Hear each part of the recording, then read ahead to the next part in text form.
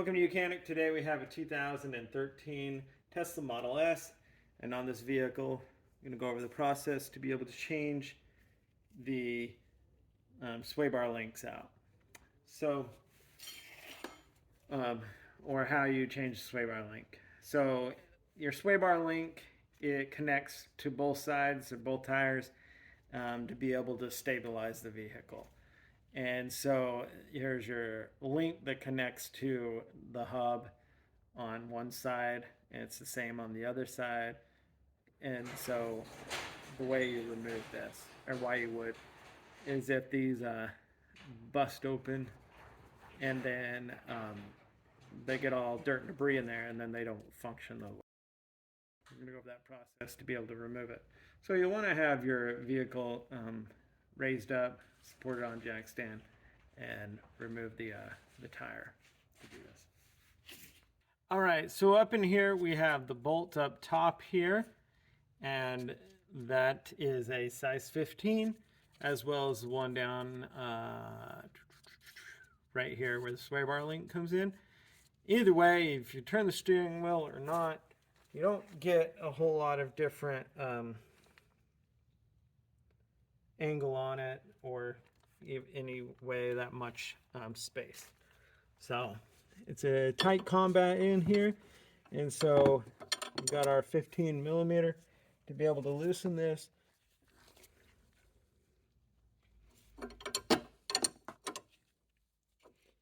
And so it's come a bit loose, but it's now spinning, so we need to put a 5 millimeter Allen in there to hold it. All right, so I got a 5 millimeter Allen on the bottom there, and now being able to use the wrench to hold it back, or not the wrench to hold it back, but the wrench to remove that nut.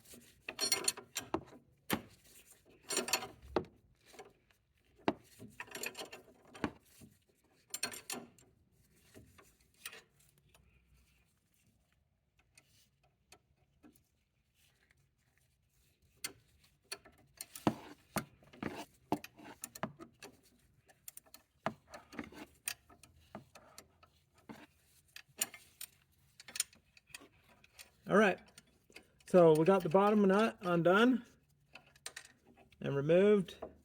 Now we can push this sway bar out. So coming up here, the top one should be a lot easier. We can get an impact tool on that. And so I'm gonna come in with my impactor and then be able to just hopefully just back it straight out. There we go.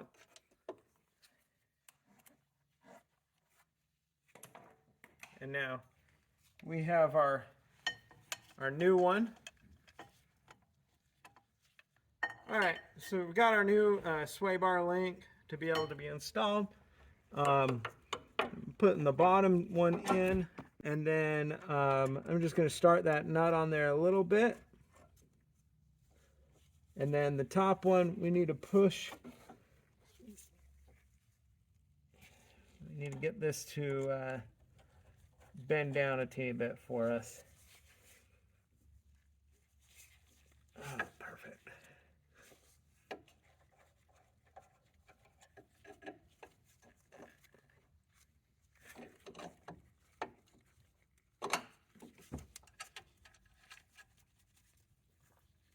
There we go.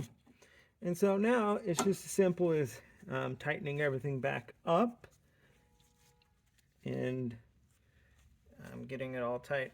Now, so the ones that came off were 15. The ones that went on with this new sway bar are 17 mil. So we just need a change up for that.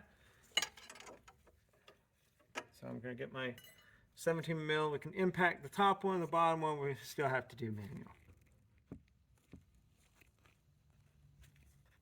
All right, coming back in to tighten this up.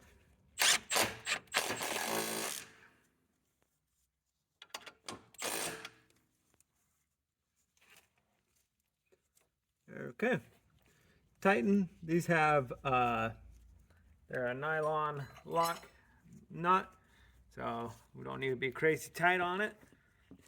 And now the bottom one is be a little bit tougher, but it shouldn't be too hard. So the bottom one here on the sway bar is only going to be a little bit tougher by the fact if it does decide to spin. And then we'd have to use that 5mm to hold it. But due to the fact that, of course, it's brand new, like, it's pretty stiff, and we should hopefully get away with it.